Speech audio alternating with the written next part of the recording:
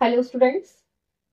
आज की हमारी एक नई और स्किल जो कि हमारा माइक्रो टीचिंग का ये सेशन चल रहा है, उसमें इससे पहले मैं बता चुकी हूँ कि माइक्रो टीचिंग क्या होती है, कैसे होती है, इसके कौन कौन से घटक हैं। और फिर उसके बाद मैंने इसकी स्किल्स बताई हुई हैं, प्रस्तावना कौशल की। और फिर उसके बाद आज जो हमारी सेकेंड स्किल है वो है हमारी एक्सप्लेनेशन स्किल। इंट्रोडक्टरी क्वेश्चंस आपने पूछ लिए, एम्स ऑफ द ऑब्जेक्टिव यानी कि आपने अपना उद्देश्य कथन बता दिया। फिर उसके बाद आपका जो प्यूपिल टीचर है उसका काम होता है एक्सप्लेन करना। तो ये भी जो स्किल है, सारी स्किल्स मैंने आपको जैसा कि बताया था कि 5 से 6 मिनट की होती है हर स्किल। ये स्किल की अपनी क्या इंपॉर्टेंस है, क्यों एक प्यूपिल टीचर के अंदर एज ए टीचर आपके अंदर जो एक्सप्लेनेशन है उसका कौशल होना क्यों आवश्यक है, क्यों जरूरी है। तो आप लोगों ने खुद ये चीज फील की होगी। क्लासरूम में टीचर्स सभी होते हैं, सारे टीचर्स आपको क्लास में जब पढ़ाने के लिए आते हैं तब आपको किसी किसी टीचर का तो समझ में आ जाता है और किसी किसी टीचर का बोलना समझ में नहीं आता है। तो ये आपका रिएक्शन होता है कि जब आपको समझ में नहीं आता है वो पॉइंट, तब आप उस पर ध्यान देना बंद कर देते हैं। इसी तरीके से टीचर्स के ऊपर भी डिपेंड करता है कि बहुत सारे टीचर्स ऐसे होते हैं जो उनको नॉलेज बहुत होती है, बहुत सब कुछ जानते हैं वो, लेकिन क्लास में ठीक ढंग से वो अपनी बातों को लॉजिकल वे में प्रस्तुत नहीं कर पाते, लॉजिकल वे में बच्चों को बता नहीं पाते, जिससे कि मिसकम्युनिकेशन होता है, जिससे कि जो टीचर और स्टूडेंट के बीच में जो इंटरेक्शन होता है उसमें कहीं ना कहीं गैप आ जाता है। एक अच्छी क्लासरूम के लिए, एक इफेक्टिव क्लासरूम टीचिंग के लिए और एक इफेक्टिव क्लासरूम के लिए ये बहुत जरूरी है कि स्टूडेंट और जो टीचर है उन दोनों के बीच जो इंटरेक्शन है वो ठीक से बना रहे। उसके लिए एक्सप्लेनेशन स्किल बहुत जरूरी है कि किस तरीके से, किन किन उदाहरणों के माध्यम से, किन किन टीचिंग एड्स के जरिए आप किन किन तरीके से, किन किन शब्दों के माध्यम से, किन किन संकेतों के माध्यम से आप अपनी एक्सप्लेनेशन को बेटर बना सकते हो, अच्छा बना सकते हो, इफेक्टिव बना सकते हो, जिससे कि बच्चों के अंदर उस चीज की पूरी तरीके से समझ आ जाए, वो टॉपिक समझ में आ जाए। तो ये बहुत जरूरी है, इस स्किल का होना बहुत जरूरी है आपके अंदर। तो इसीलिए अब इसकी जो स्किल है, एक्सप्लेनेशन स्किल के जो कंपोनेंट्स हैं वो है, सबसे पहले है स्पष्ट प्रारंभिक कथन।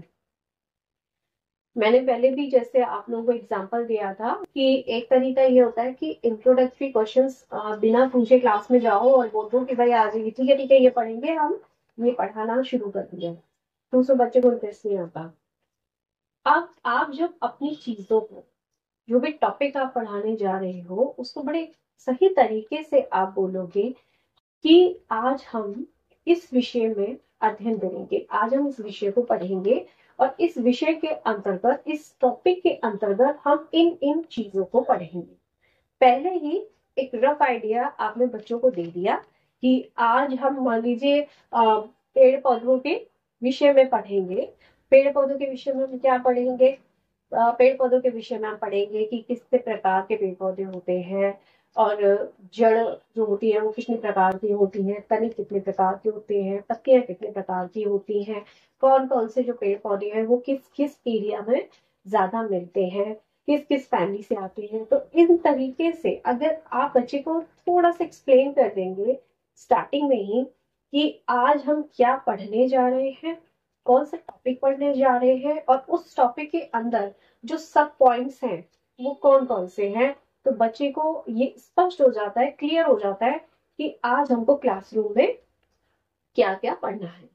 एक रफ आइडिया उनके दिमाग में भी बन जाता है। नेक्स्ट है भाषा में धारा प्रवाह एवं स्पष्टता, फ्लुएंसी एंड क्लैरिटी बहुत जरूरी है। धारा प्रवाह, जैसे कुछ टीचर्स जो होते हैं वो पढ़ाते पढ़ाते ही अटक जाते हैं, बीच में पढ़ा रहे हैं, पढ़ाते पढ़ाते ही अटक गए या सोचने लग गए या क्लासरूम में मोबाइल यूज कर लिया।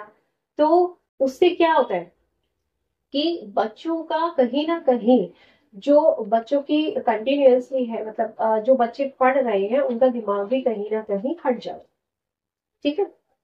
तो भाषा में फ्लुएंसी होनी चाहिए। जो भी आप टॉपिक पढ़ा रहे हो, एक स्पष्ट तरीके से, धारा प्रवाह तरीके से बच्चे को पढ़ाना चाहिए। ठीक है। यहाँ पर आपको पता होना चाहिए कि आपको कितनी स्पीड से पढ़ाना है। ना तो ऐसा हो कि क्लासरूम में जाते या फटाफट फटाफट फटाफट फटाफट सब बोलने लग गए और वो बच्चों के ऊपर से जा रहे हैं, आपको उससे कोई मतलब नहीं, ऐसा नहीं करना।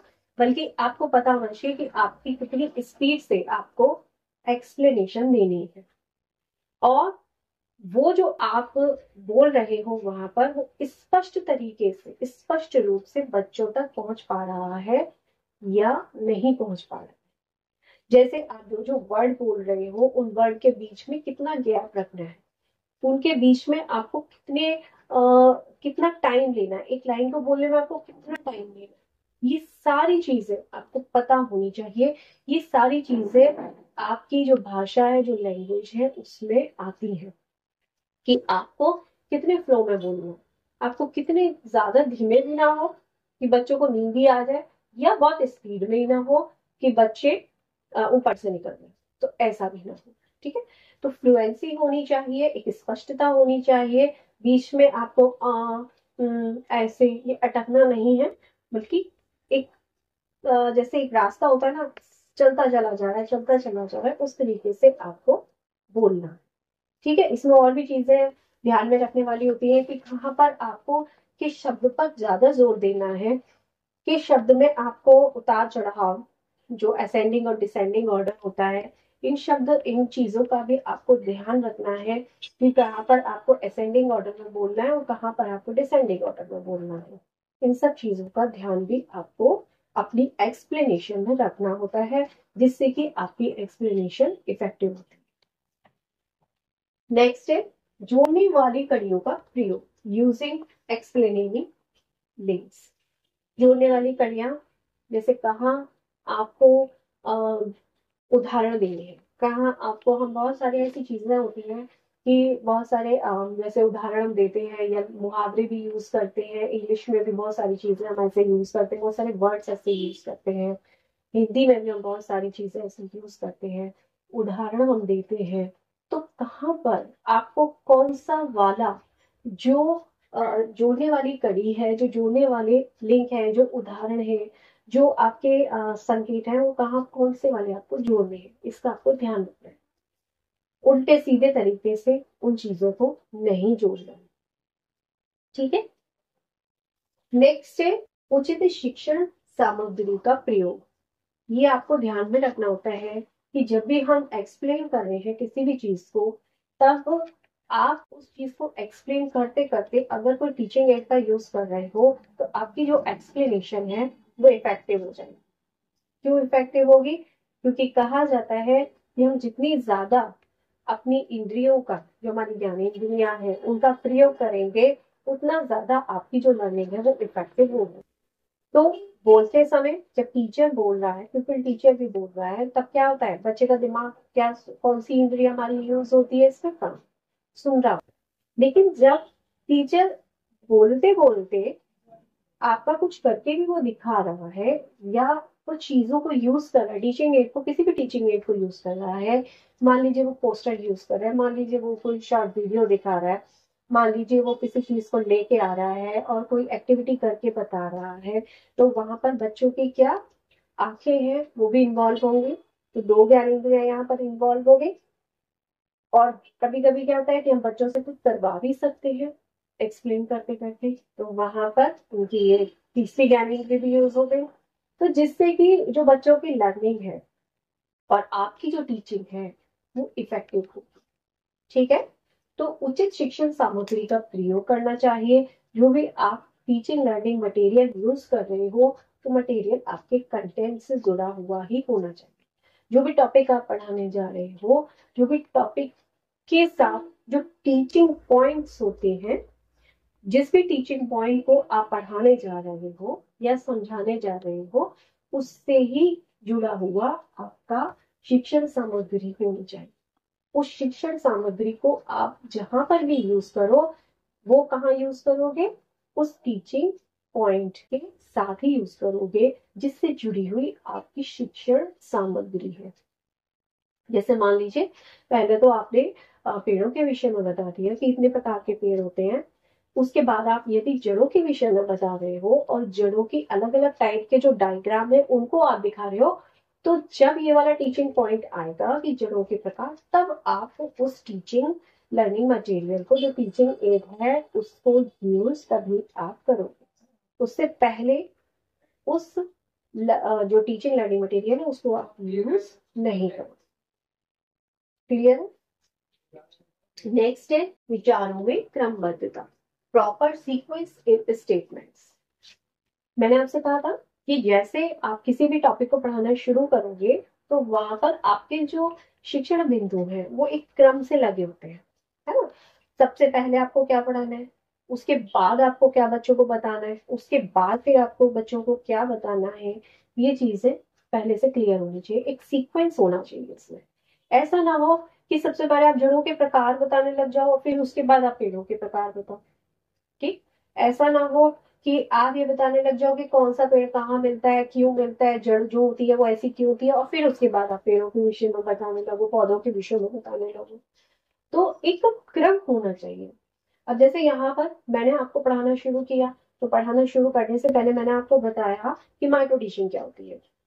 उसके बाद मैंने आपको बताया कि स्किल्स कौन कौन सी होती है। फिर जैसे जैसे हम अपना लेसन प्लान बनाने में स्किल्स का यूज करते हैं, वैसे वैसे वो जो स्किल्स हैं मैं उसके विषय में आपको बता रही हूँ कि सबसे पहले हम प्रस्तावना कौशल यूज करते हैं, फिर उसके बाद हम व्याख्या करते हैं। तो एक सीक्वेंस है, एक सीक्वेंस बना हुआ है। अगर मैं आपको सबसे पहले ये बताने लग जाऊं कि भाई एक्सप्लेनेशन स्किल क्या होती है, फिर उसके बाद मैं बताऊं आपको माइक्रो टीचिंग क्या होती है, तो ये एक क्रमबद्धता नहीं हुई ना। आप जो भी बोल रहे हो उसमें भी कोई सीक्वेंस नहीं बना, एक क्रमबद्धता नहीं हुई। तो जब भी आप एक्सप्लेन करो क्लासरूम में, जो भी आप टॉपिक एक्सप्लेन कर रहे हो, उसमें एक सीक्वेंस होना चाहिए, एक क्रमबद्धता होनी चाहिए कि पहले आपको ये वाला पॉइंट बताना है, उसके बाद आपको ये वाला पॉइंट बताना है, और फिर उसके बाद आपको ये पॉइंट, एक सीक्वेंस होना चाहिए। नेक्स्ट है बोधगम्य प्रश्न करना, आस्किंग अंडरस्टैंडिंग क्वेश्चंस। बोधगम्य प्रश्न, अभी जो मेरी नेक्स्ट क्लास होगा उसमें मैं आपको क्वेश्चनिंग स्किल बताऊंगी। तो उसमें बहुत कंफ्यूजन रहता है कि क्वेश्चंस कितने टाइप के होते हैं और हमारा कौन सा वाला जो टाइप का क्वेश्चन है वो कहाँ यूज होता है, इसमें बड़ा कंफ्यूजन रहता है। तो उसको मैं क्लियर करने की कोशिश करूंगी अपने नेक्स्ट सेशन में। यहाँ पर मैंने आपसे बोला बोधगम्य प्रश्न, यानी कि जो अंडरस्टैंडिंग लेवल के जो क्वेश्चंस होते हैं उनको आपको बीच बीच में पूछना होता है। एक एक्सप्लेन आप करते जा रहे हो, करते जा रहे हो, ठीक है, एक टीचिंग पॉइंट हो गया, उसके बाद आपने दूसरा वाला टीचिंग पॉइंट लिया और उसको एक्सप्लेन कर रहे हो। तो आप ये कैसे जान पाओगे कि मैंने जो पहला वाला टीचिंग पॉइंट पढ़ाया वो बच्चों को कितना समझ में आया? आप नहीं जान सकते। तो इसीलिए जब भी आप अपना टीचिंग पॉइंट एक पढ़ा लिया आपने, उसके बाद आप उसी टीचिंग पॉइंट से जुड़े हुए 2 या 3 प्रश्न, इससे ज्यादा नहीं पूछने, क्योंकि टाइम आपके पास जो होता है, टाइमिंग जो होती है वो लिमिटेड होती है। तो 2 या 3 प्रश्न आपने पूछे बच्चों से अंडरस्टैंडिंग लेवल के। कि मान लीजिए मैंने आपको वही एग्जांपल मैं देती जा रही हूँ, पौधों के विषय में ही आप यदि पढ़ा रहे हो, तब आप बच्चों से पूछ लीजिएगा कि अच्छा ये बताइए कि ये जड़ें कितने प्रकार की होती हैं, है ना? तो बच्चे बताएंगे, जो आप पढ़ा चुके हो उसी में से, ध्यान रखिएगा, जो आप टीचिंग पॉइंट पढ़ा चुके हो उसी में से आपको प्रश्न पूछने हैं। और प्रश्न आपको इस तरीके से नहीं पूछने हैं कि आप सीधे सीधे परिभाषा ही पूछने लग जाओ, डेफिनेशन आपको नहीं पूछनी है। क्यों? क्योंकि डेफिनेशन यदि आप पूछोगे तो इतना इंटेलिजेंट तो कोई भी नहीं होता कि एक बार की डेफिनेशन बताने के बाद और वो तुरंत उस चीज को बताने लगे, इतना इंटेलिजेंट कोई नहीं होगा। तब आपको बच्चों से ऐसे क्वेश्चंस पूछने हैं जिनका आंसर वो क्विकली दे पाए, जल्दी से बता पाए, छोटे आंसर हो, बड़े आंसर उसके ना हो, और अंडरस्टैंडिंग लेवल के हो, जिससे कि आप ये पता कर सको कि मैंने ये वाला जो एक्सप्लेन किया ये टॉपिक बच्चे को समझ में आया या नहीं आया। फिर उसके बाद आप अपना जो नेक्स्ट टीचिंग पॉइंट है वो आप पढ़ाना शुरू करोगे। लेकिन ये जो नेक्स्ट टीचिंग पॉइंट वाली मैं बात कर रही हूँ, ये आपके जो लेसन प्लान है उसके लिए है मैक्रो का लेसन प्लान। माइक्रो के लेसन प्लान में केवल आप एक ही टीचिंग पॉइंट कवर करते हो और उसके बाद आपको 2 क्वेश्चन या 3 क्वेश्चन पूछने होंगे। तो बोध में प्रश्न इस प्रकार से आप पूछते चले जाएंगे। ठीक है, अंडरस्टैंडिंग जानने के लिए कि बच्चों को कितना समझ में आ रहा है, उससे आपको भी सुविधा होगी। और ये जो प्रश्न है बोध में प्रश्न, आप कोशिश करिए कि ये भी अलग अलग तरीके से हो। ऐसा ना हो कि बस आप जो है वो ज्ञानात्मक तरीके के प्रश्न पूछने लग जाए।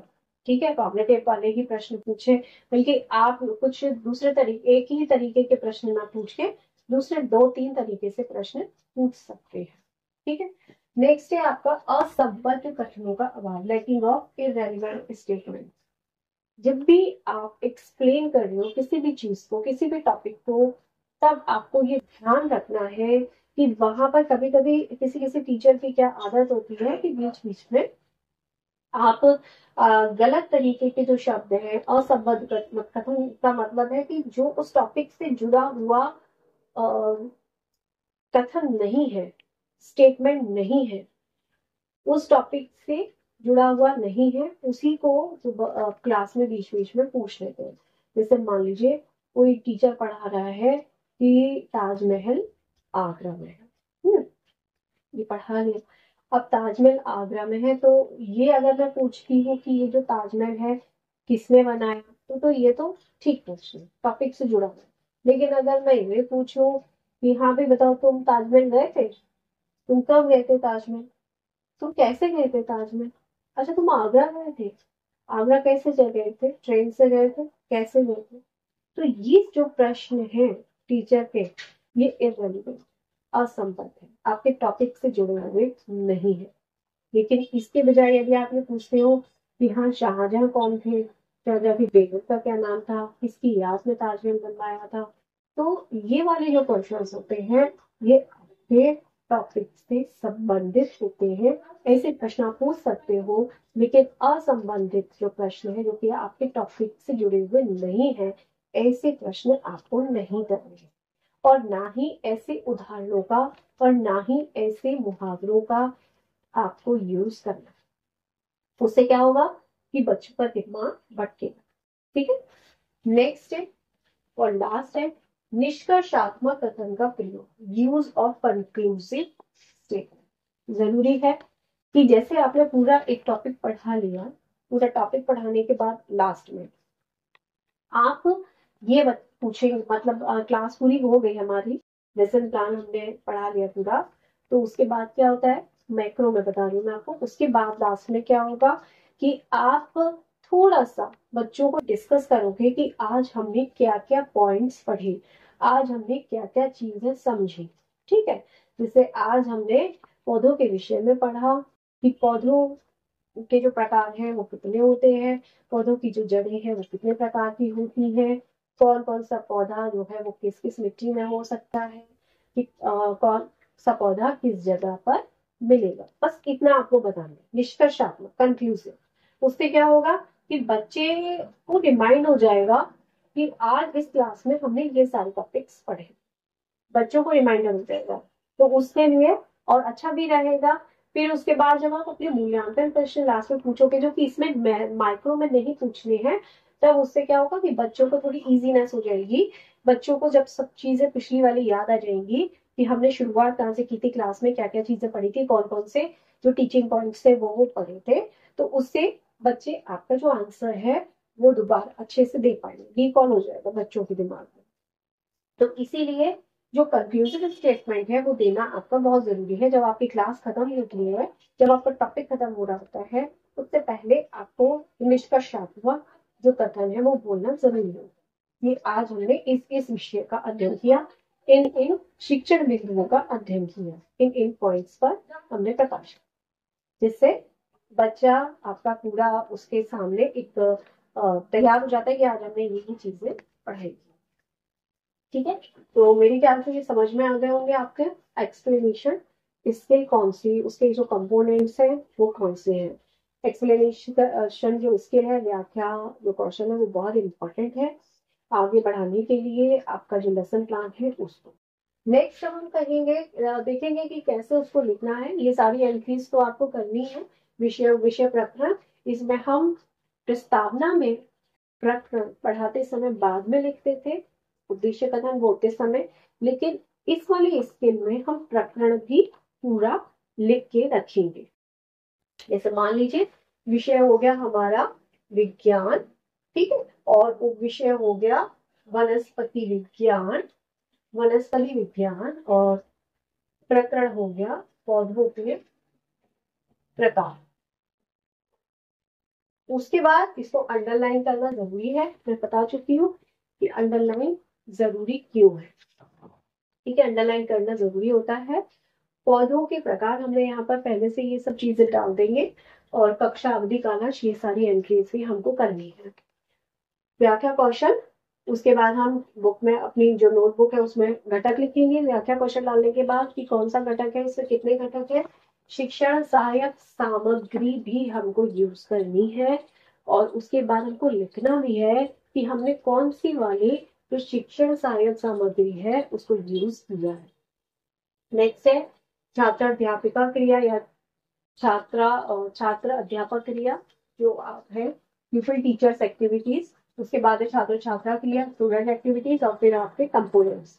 अगर आप टीचिंग लर्निंग मटेरियल यूज कर रहे हैं तो उसका मिनिएचर भी आपको यहाँ पर लगाना होगा। उसका छोटा सा डायग्राम आपको बना के चार्ट पे बना के और उसको पेस्ट करना होता है। फिर यहाँ पर एक और कॉलम बढ़ जाएगा, ठीक है, उस पर आपको यूज करना है उसको।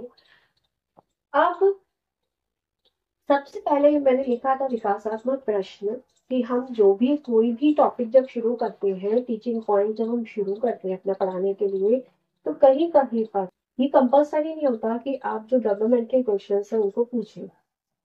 विकासात्मक प्रश्न जो है वो आपके प्रस्तावना प्रश्नों से अलग होते हैं।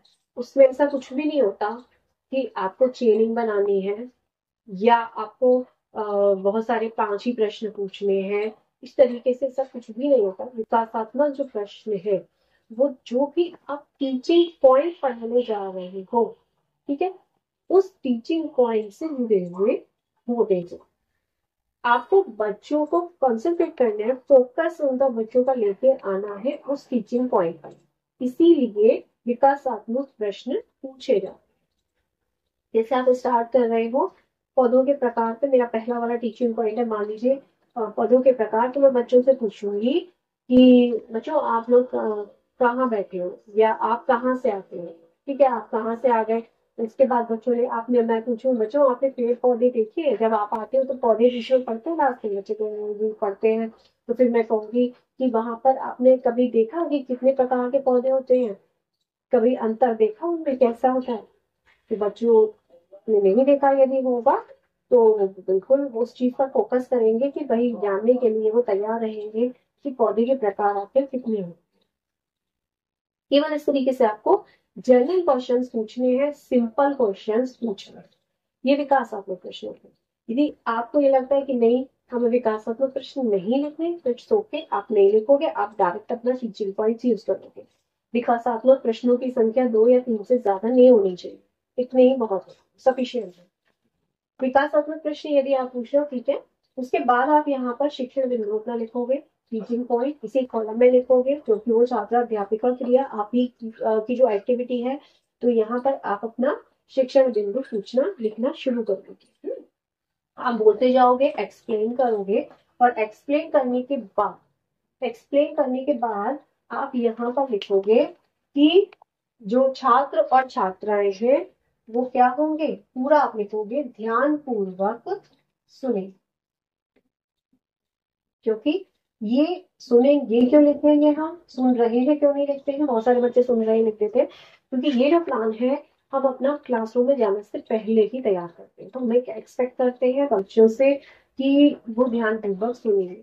ये आपको लिखना है, जब आप यहाँ पर अपनी एक्सप्लेनेशन लिख रहे हो तब आपको ये लिखना है ध्यान पूर्वक सुनेंगे। ठीक है, और यहीं पर आपको इन घटकों का चयन करना है, कंपोनेंट्स का चयन करना है कि यहाँ पर आप कौन सा वाला कंपोनेंट यूज कर रहे हो। जैसे कि यहाँ पर है स्पष्ट प्रारंभिक कथन, तो यहाँ जब आप एक्सप्लेन करोगे तो एक्सप्लेन करते समय ये जो पहला वाला कंपोनेंट है वो आपका ऊपर है।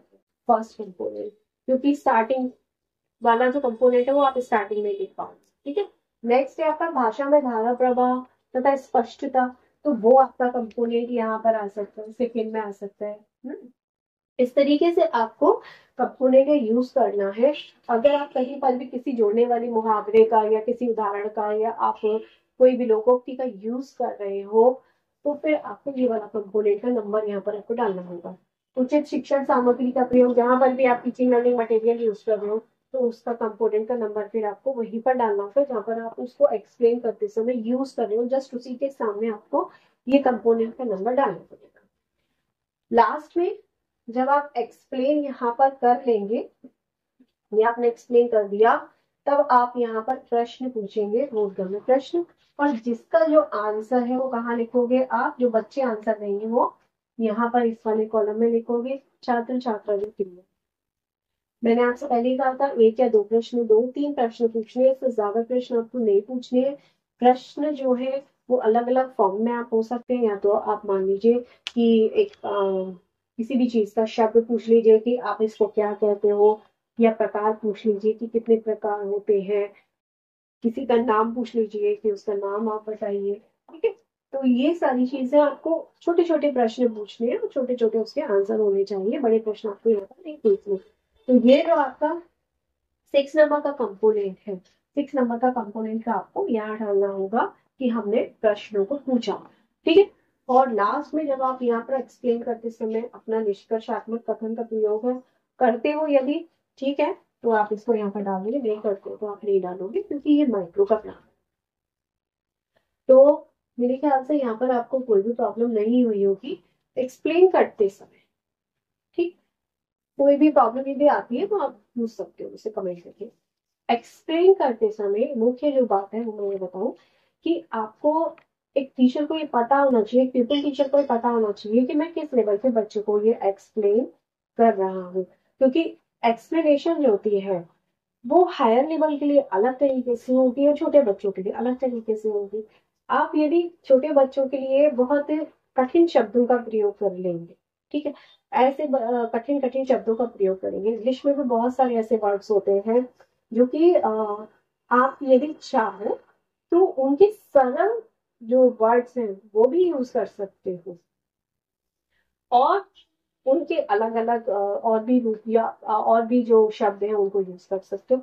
तो आपको एक्सप्लेन करते समय ये ध्यान रखना है कि आप किस लेवल के बच्चों को एक्सप्लेन कर रहे हैं। जरूरी नहीं है कि आपकी जो एक्सप्लेनेशन है वो सभी लेवल के बच्चों को एक सी ही समझ में आ जाए।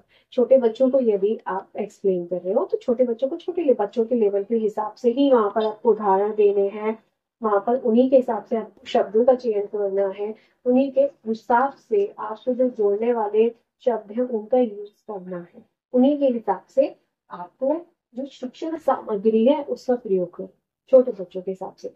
अगर आप बड़े बच्चों को एक्सप्लेन कर रहे हो तो फिर आप उनके हिसाब से वहां पर एक्सप्लेनेशन कर सकते हो। पूर्व ज्ञान क्या है इन बच्चों का, यदि आपको ध्यान रखना है कि उन बच्चों को किस क्लास से बच्चे आए हैं, उनका लेवल क्या है। ठीक है। ये सारी चीजों को ध्यान में रख के यदि आप अपने टॉपिक को एक्सप्लेन करेंगे तो 100% वो जो आपकी एक्सप्लेनेशन है वो इफेक्टिव होगी। मेरी नेक्स्ट क्लास में मेरा नेक्स्ट स्किल चलेगी, इसमें आपको कोई भी चीज यदि समझ में नहीं आ रही है तो आप मुझसे कमेंट करके पूछ सकते हैं। ठीक है। और मैं कोशिश भी करूंगी कि एक आपका मूल्यांकन तालिका होती है जो कि कुछ कुछ फाइल्स में दे रखी होती है, लेकिन कभी कभी बच्चों को खुद से बनानी होती है, तो वो कैसे आप यूज करते हो उसको भी मैं अपनी एक सेशन में बताऊँ। देखते रहिएगा, लाइक शेयर और सब्सक्राइब करिएगा यदि आपको पसंद आता है। Thank you.